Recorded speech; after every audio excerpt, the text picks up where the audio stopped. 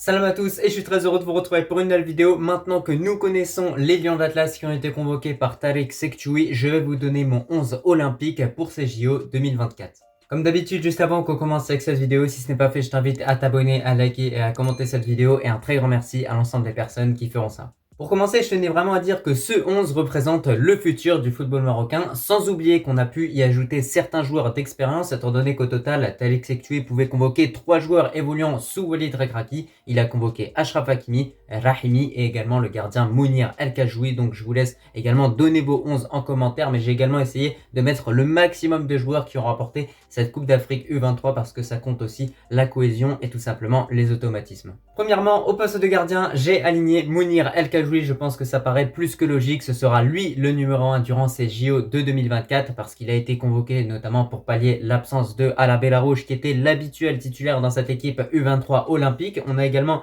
de l'autre côté Ranimi et un autre gardien. Je les connais pas bien donc je fais confiance à l'expérience de Mounir en espérant qu'il nous sorte une bonne compétition. Mais on sait qu'à chaque fois ce gardien, lorsqu'on lui fait appel, il est capable de sortir les parades qu'il faut. Et surtout en club, j'ai vu à plusieurs reprises qu'il a pu sortir des performances extrêmement remarquables.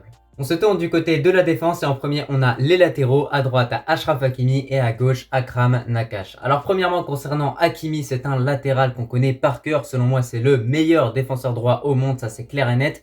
Maintenant il a disputé une grosse saison avec le PSG et avec le Maroc et malgré ça on voit qu'il répond encore une fois présent suite à cette invitation, suite à cette convocation de la part de Tariq Sekchoui. Donc ça montre à quel point ce joueur a vraiment un dévouement qui est juste incroyable par rapport à notre équipe nationale, par rapport à notre pays de façon un peu plus globale parce qu'il a également des fondations et qu'il aide financièrement notre pays. Donc voilà, on le remercie encore une fois de répondre présent à Achraf Hakimi, ça fait plaisir et croyez-moi, durant ces Jeux Olympiques de 2024, il va avoir un superbe apport sur le côté droit parce que c'est un joueur d'expérience, c'est un joueur de vitesse, c'est un joueur qui est bon défensivement, qui est bon offensivement. Franchement, j'ai hâte de voir ce que ça va donner, en tout cas, Achraf Hakimi. De l'autre côté, on a Nakache. Alors bon, c'est un défenseur que je connais beaucoup moins bien. Il a disputé cette Coupe d'Afrique U23 qu'il a d'ailleurs remportée avec le Maroc. Je ne sais pas s'il avait disputé quelques minutes durant cette compétition. En tout cas, il évolue du côté de l'UTS Touarga dans le Potola Pro, championnat marocain.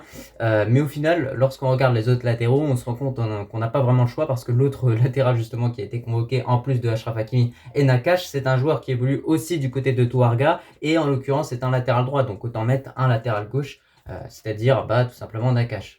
Après les latéraux, la charnière centrale, et là on va repartir sur un très grand classique avec le duo Boukamir El Wafi. C'est clairement ce duo qui a permis au Maroc de remporter la dernière Coupe d'Afrique U23 et donc je pense qu'on doit encore une fois faire confiance à ces deux défenseurs qui sont capables totalement de faire le taf, qui ont du temps de jeu en club et qui en équipe nationale U23, à chaque fois que j'ai pu les regarder jouer, ils m'ont jamais déçu, ça c'est clair et net. Donc j'ai envie de faire confiance à ces deux joueurs-là qui se connaissent par cœur, qui ont disputé l'ensemble de la compétition ensemble. Donc franchement, moi je pense qu'ils peuvent largement faire le taf, il n'y a pas d'inquiétude vis-à-vis de tout ça. On a perdu beaucoup de défenseurs centraux, de base on était censé avoir Aguerd, on était censé avoir Chadi Riyad, mais au final les deux clubs ont décidé de garder ces deux défenseurs, donc c'est dommage. Mais au final, j'ai envie de vous dire qu'on s'en sort pas trop mal parce que Boukamir et El Wafi restent quand même des bons défenseurs et surtout des joueurs qui connaissent extrêmement bien cette équipe U23. Juste devant la défense A4, on va avoir deux milieux centraux et là j'ai aligné le duo El Azouzi El Khannous. Alors bon, c'est un choix qui est peut-être audacieux de ma part parce que là on voit que c'est clairement un choix qui est porté sur l'offensif étant donné que de base Bilal El Khannous est tout simplement un milieu offensif. Par contre de l'autre côté, c'est tout le contraire par rapport à El Azouzi qui est plutôt un milieu défensif. Justement, j'ai envie de voir ce duo évoluer ensemble parce que pour moi, ils peuvent faire vraiment de très bonnes choses. Sur ces derniers mois en équipe nationale, El Azouzi a vraiment donné satisfaction, ça c'est clair et net. On a pu voir que voilà, lorsque Amrabat est absent, c'est pas grave. De l'autre côté, on a quand même El Azouzi qui peut largement faire le taf. Je pense que durant les prochains mois, à chaque fois de façon répétitive et successive, Walid Regragui devrait le convoquer et c'est plutôt logique parce que ce joueur-là est bon en club et en équipe nationale. Et de l'autre côté, tu as tout simplement El Khannous qui est tout simplement un joueur exceptionnel du côté du championnat belge depuis plusieurs années, qui est décrit comme le futur du football marocain et surtout qui, au niveau de son utilisation du ballon, perd peu de ballons et arrive justement à trouver des passes clés, qui a une très bonne vision de jeu. Donc voilà, El Khannous est rempli de qualité, El Azouzi c'est de même. J'ai envie qu'on fasse un petit peu le mix entre ces deux joueurs au milieu de terrain pour voir vraiment ce que ça peut donner. Bon, bien évidemment, on peut partir sur un choix un peu plus défensif en mettant peut-être Bouchouari ou en mettant un autre milieu central qui défendra plus que El Khannous.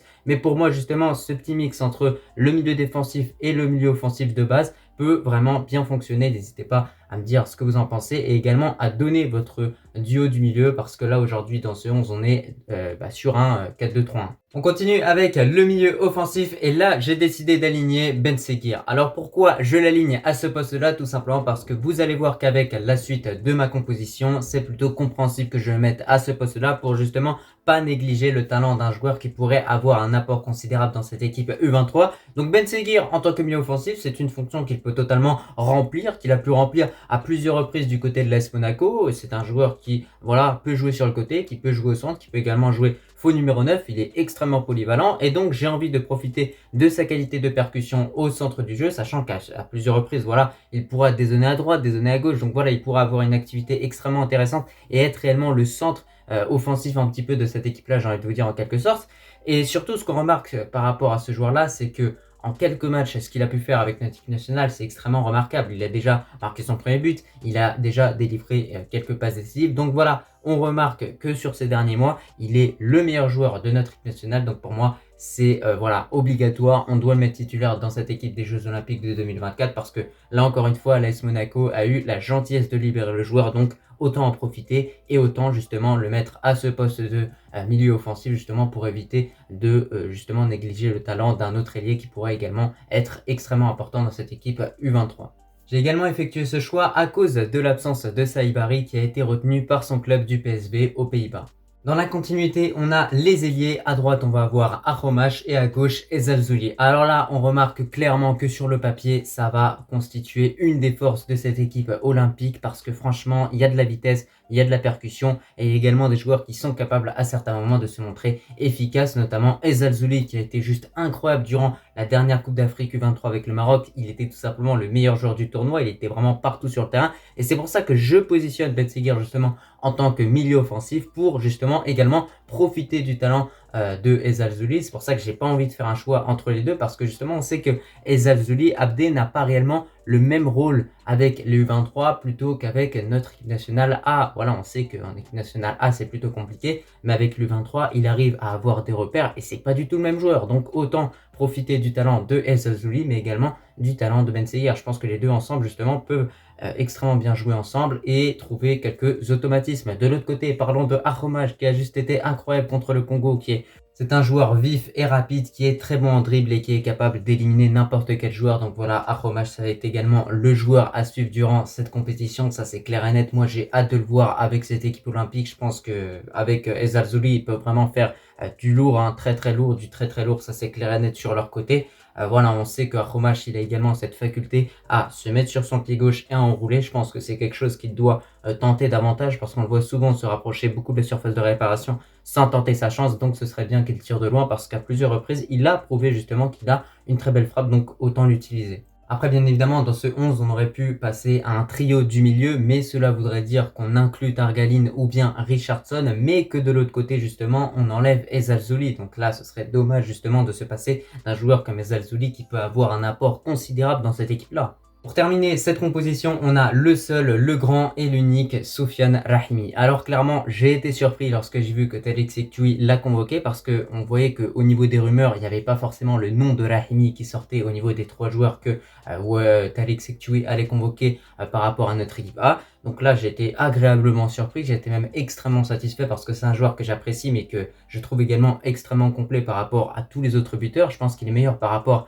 à un Igaman, je pense qu'il est meilleur par rapport à El Ouazani. Donc ça va vraiment faciliter la tâche à cette équipe olympique, ça c'est clair et net. On sait qu'on a un joueur qui est capable de jouer en pivot, qui a de la vitesse, qui est également bon en dribble. Moi je le trouve très complet de façon générale comme je l'ai dit et c'est réellement ça qui fait sa force à ce joueur là, c'est qu'il peut également jouer sur le côté. Voilà, là je vous l'ai mis en tant que buteur mais dans ce 11 vous pouvez également le mettre en tant qu'ailier. Voilà, il est capable aussi d'occuper cette fonction d'ailier gauche. En tout cas, n'hésitez pas à me donner votre avis en commentaire par rapport à cette convocation de Rahimi. Mais de mon côté, comme je l'ai dit, c'était une surprise totale et j'étais extrêmement satisfait. En tout cas, par rapport à ce 11, de façon générale, on peut voir qu'il est vraiment incroyable. Il est stratosphérique, il est même monstrueux. On a beaucoup de joueurs qui ont remporté cette Coupe d'Afrique U23. On a la jeunesse qui est également mêlée à l'expérience de certains joueurs qui vont venir un petit peu étoffer cette équipe et venir clairement aider un petit peu tout cet effectif à formuler tout simplement un bon parcours durant cette compétition parce qu'il y a la place quand on voit les autres effectifs. Je crois que le Maroc est le 4e effectif le plus cher de ces Jeux Olympiques 2024. Donc on a clairement le devoir justement de sortir un bon parcours au vu de la qualité de notre effectif. Surtout qu'en plus de ça, tu as le meilleur latéral au monde, tu as également le meilleur joueur d'Asie. Donc voilà, ça rigole pas du tout. On a vraiment les meilleurs joueurs, donc il n'y a pas de raison que cette équipe-là ne puisse pas réellement triompher. En tout cas, je vous invite à donner vos compositions en commentaire, et c'était un petit peu tout de mon côté par rapport à cette vidéo. Un petit mot également par rapport à la fonction de latéral gauche qui n'est pas occupée par Adam Aznou, qui n'a pas été convoqué par Tariq Sekchoui. C'est un choix tactique du coach, en tout cas qui a beaucoup été contesté par certains supporters. Je le conteste aussi, j'aurais bien aimé voir Adam Aznou dans cette liste-là, mais malheureusement, il n'a pas été convoqué. En tout cas, je te remercie si tu as regardé cette vidéo dans son entièreté, et je te dis tout simplement à la prochaine. Allah Alouetten El Melik.